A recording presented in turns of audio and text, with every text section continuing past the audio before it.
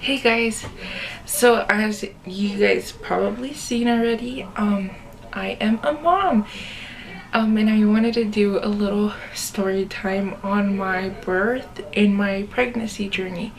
So originally I really wanted to film like the whole pregnancy and stuff, but it was just really a really hard pregnancy, emotionally and physically. I was really sick in the beginning.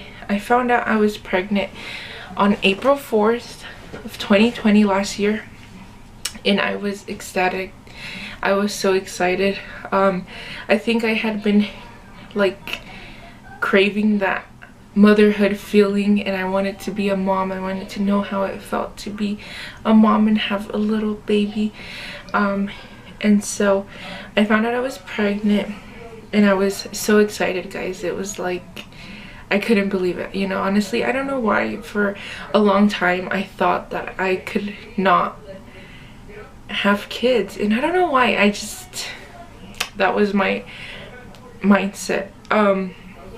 So it wasn't like the best pregnancy, I would say. It was really rough. When I found out me and my baby's dad weren't like together for a long time, so he wasn't like he wasn't really excited about it, you know. So it was hard because, you know, you're pregnant and then you get rejected and you're just like, oh, so what now? Like, what do I do? So I was very upset, you know. Later, a couple of days later, I was turning 22, and I think it was like the saddest birthday I've ever went through. We kept talking though, and as the months passed by, we just kept going at it. And I don't know, I'm kind of just getting lost. So I made my appointment and I found out I was 8 weeks pregnant, yeah. And when I saw that little baby on that first ultrasound, I think it was like the most beautiful moment ever. That's when I realized like I didn't need anybody but my baby, and I was like, you know what, even if you have to do this alone, it's gonna be amazing because you're gonna have this little baby boy. Well, baby boy, I didn't know it was gonna be a boy, but you know. And so as the months pass by, you know, when you do get pregnant, you kind of lose friends and stuff. So I lost mostly all of my friends. It was really sad because I felt like I was lonely, you know. I didn't have anybody, and I had my mom, but you know, of course you also need friends, you know, to help you get through those tough times. And so it was really hard because I felt like I was kind of abandoned by everybody. And it does make me emotional thinking about it, you know, because it was like a really hard year for me, and then always being sick, and then, you know, so it was really hard. And so I really wanted to vlog the whole journey, and I'm so mad that I didn't, because like now I regret it so much. And then, you know, COVID hit, and then I don't know if you guys know, but I do work in a hospital, and so I was exposed to COVID in June, so I got really sick, and I was out like for 2 weeks, and that was like the sickest I've ever been. It was horrible. I thought I was gonna die. And it wasn't really like shortness of breath and anything like that. It was more like I just felt gross. I couldn't eat. I was throwing up. I was weak. You know, everything was just terrible. And after that, it got better. You know, I started being able to eat, and then July 19th, I found out I was having a little baby boy, and it was just so exciting. I wanted a girl, but I think everybody told me like, oh, it's gonna be a boy, so I just kind of had the mindset of like, it's gonna be a boy. And so I was already like, I don't know how to explain it. I was already excited to have a boy, and so I found out I had a boy, and it was amazing. And then my due date was December 1st, and I went into labor on November 29th. It was a Monday, 6 in the morning, or 30th. I don't remember. I don't even know how many months November has, guys. Like, I'm just in another world right now. I went into labor at 6 in the morning. My water broke, and so we had to drive 40 minutes away from where I originally lived, because the hospital that is here does not do OB, so I had to drive 40 minutes away. It wasn't bad, because like my contractions were like maybe a 2 or 3. They weren't terrible. And then I got there, and I wasn't really like dilating good, so they had to start me on Pitocin, but I had to wait a couple of hours because they were so short-staffed that they didn't have enough nurses to start me on Pitocin. So I got there like at 9 in the morning. They didn't start me on Pitocin till like 4 or 3 p.m. Then after that, it was exciting because I was like, oh, it's gonna start, you know, it's gonna start opening. And so I just started getting contractions, and they started getting stronger, and I was like, oh my goodness, like, it was uncomfortable, but it wasn't terrible. But then I think when it came to night shift, that's when I started getting really uncomfortable. Like, it was painful. And then my night nurse, like, I asked her if I could have some medicine or something, and she was like, well, I'm about to take you off the Pitocin because the doctor wants you to rest for tonight, because you're not really dilating. So give me 30 minutes, and if you're still in pain, then maybe we'll give you Tylenol. And I'm just like, bro, just give me the fucking Tylenol. Like, I'm in pain. Like, it's Tylenol, you know? So I was in pain, and I couldn't stay still. I just like took off all the monitors and got up, and she came running in, and she's like, what are you doing? Like, why are you up? And I was like, I'm sorry, like, I'm just in a lot of pain, and I just couldn't stay still anymore. And after that, she was kind of hateful. Like, my birth was not the best. Like, it was traumatizing, guys. I am a little bit traumatized after I had him.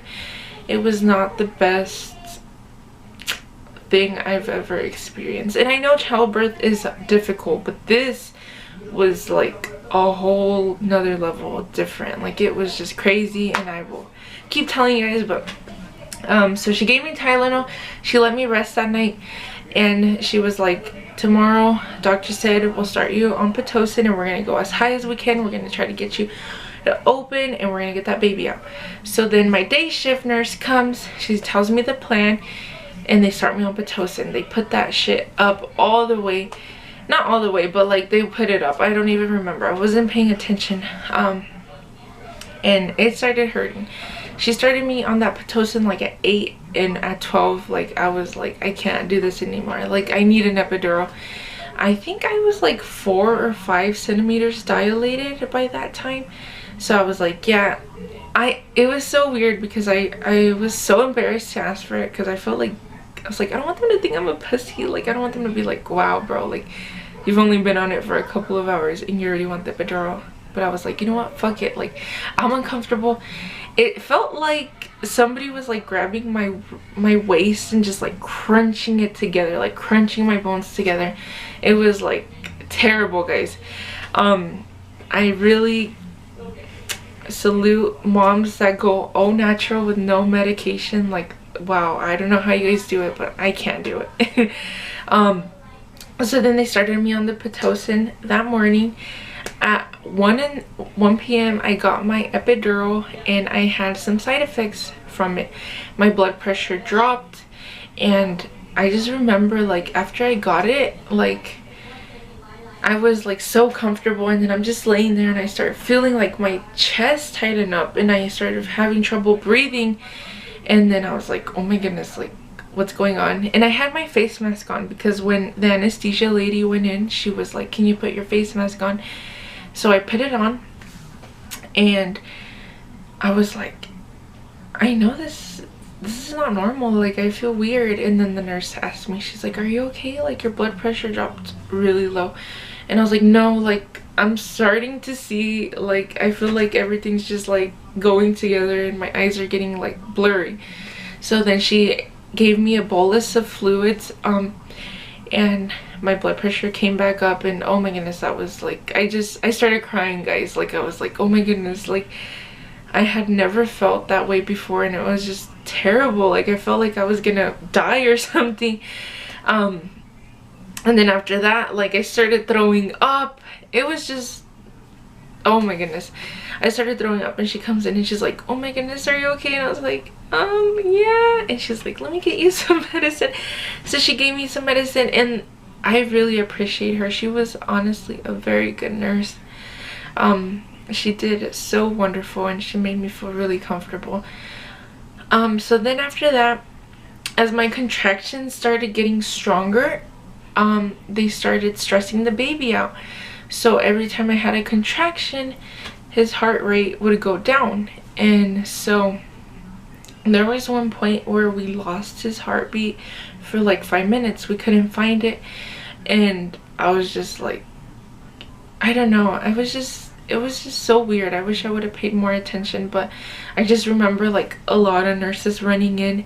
And like I have my epidural, and if you guys have had one before, like you're literally numb and you can't move. Like my legs felt like they were 100 pounds each. And so they're like, okay honey, like we need to turn you over, you need to get on your knees, and we're gonna try to find his heartbeat. And I was just like, oh my god.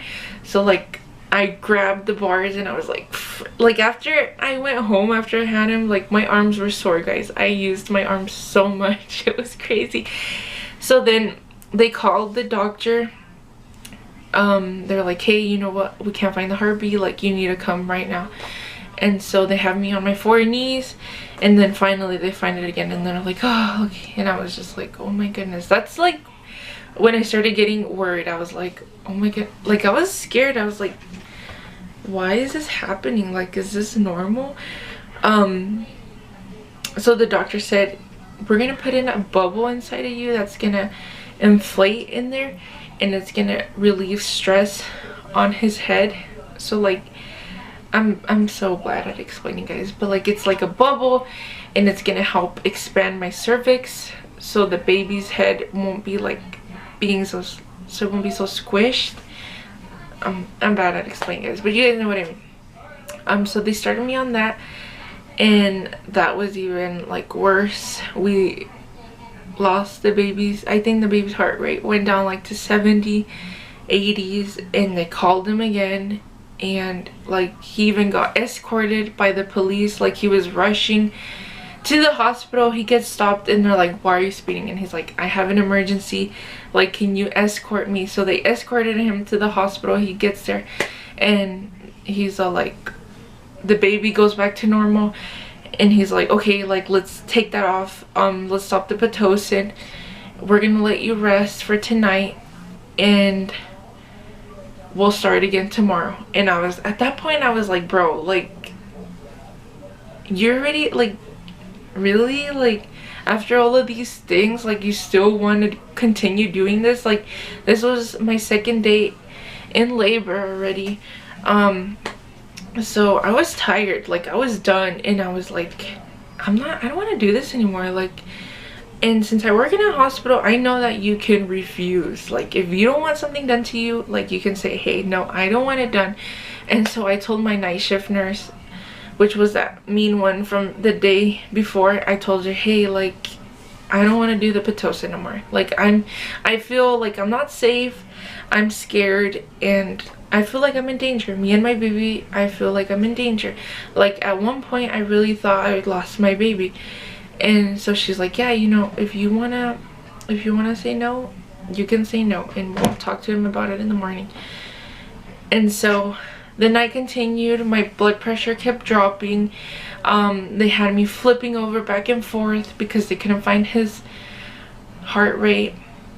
Then it was midnight, and like a couple of nurses come in the room again, and they're like still having trouble finding his heartbeat.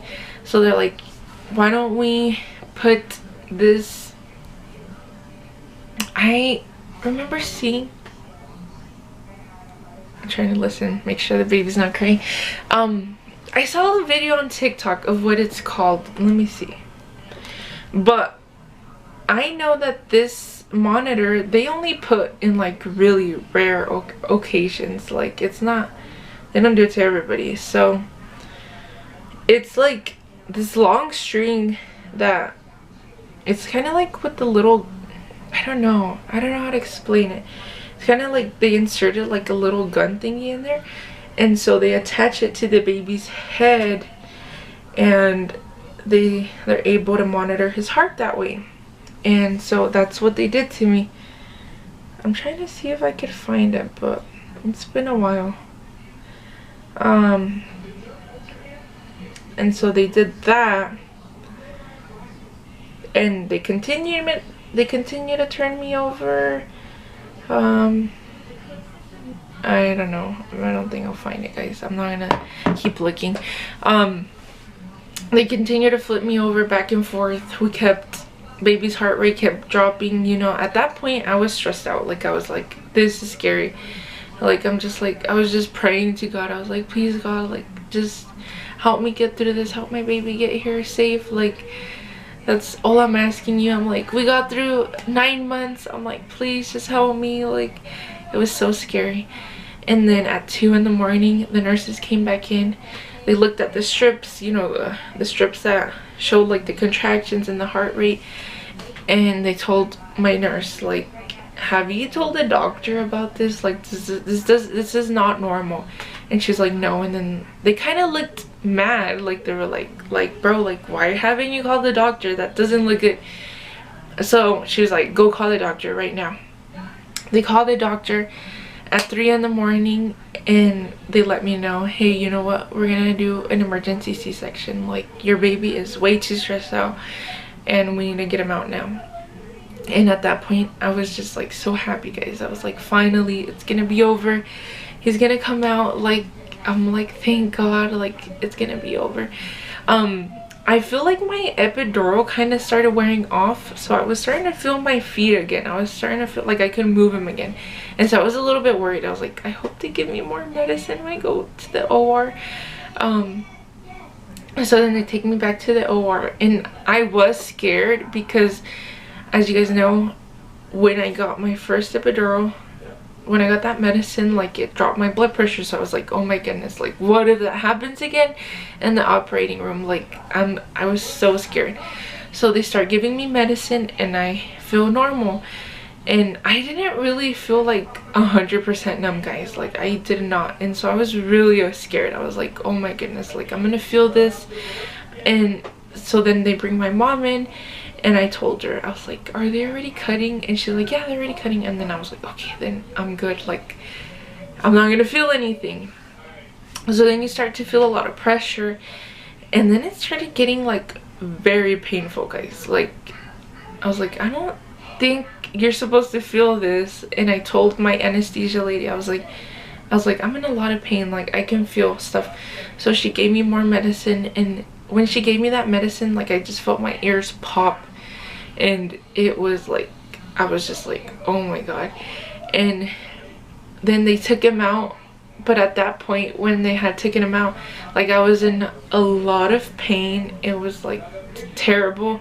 So they bring him over, and I'm just like, oh my God, he's so cute. I'm like, but I'm in so much pain. And then they take him away, you know, they clean him, and then they take him away. They take my mom away. And at this point, like, this was the worst pain I've ever felt. I really rate this, like, this is probably exaggerating. It's not exaggerating, but it was like probably 100. Like, I could feel him moving stuff inside of me. I could feel him, like, I don't know what he was doing. It felt like it was, I don't know, like it felt like he was cutting or something. Like it burned really bad. And at this point, like, I was crying, guys. Like, I was like, oh my God, I was like just crying and crying, and I was like, this really hurts. And they're like, we're almost done. And like they just kept giving me more medicine, and my ear just kept popping. And then finally they finished me, and I was just like in tears, guys. Like, this was horrible. Like, worst pain I've ever felt. Worse, like, more painful than the contractions. Like, I remember they took me back to my room and I couldn't stop crying. You know when you like cry and you're like like I was just like that for 30 minutes straight. Like, I couldn't stop, and everybody, like, you know, there was like a lot of nurses in there, and they're like, it's okay, like, we know you're excited, but you need to calm down. And I was like, no, like, I'm in a lot of pain, like, it freaking hurts. So they gave me some medicine, and maybe like an hour later it calmed down, and that's when I was like, can you bring my baby over? I told my mom, I was like, can I hold my baby?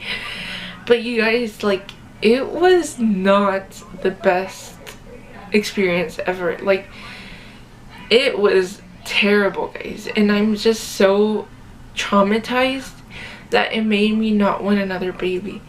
It really did. And it sucks because before I had my baby, I wanted like 5. I was like, I want a lot of kids.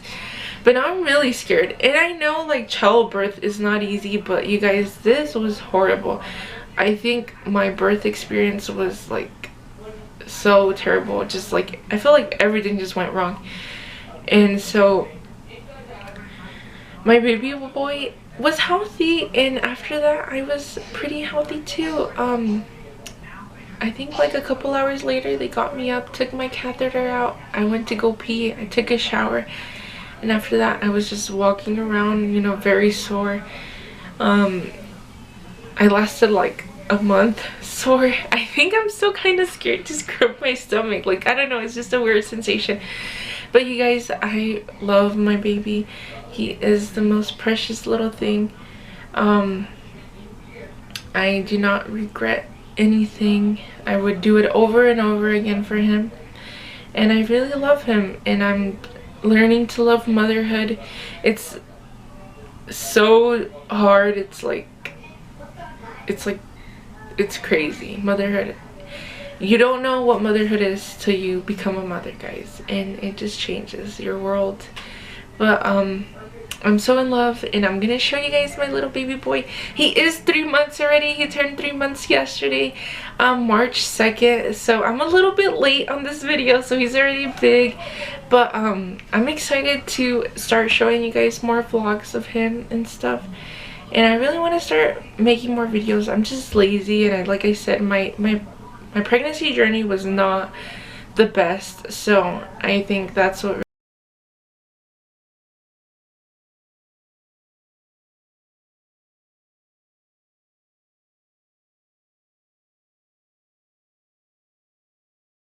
really stopped me from doing a lot of things. I was just lazy. Like, I didn't want to do anything. I didn't do my makeup. I didn't do nothing.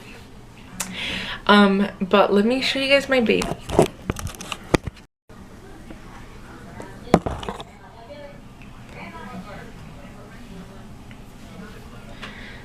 So this is my little baby boy, guys.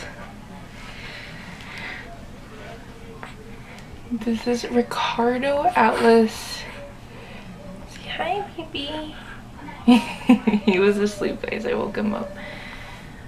Say hi, baby. And I'm so excited to start, you know, recording, making memories about him. I hope you guys enjoyed this video. I'll see you guys next time.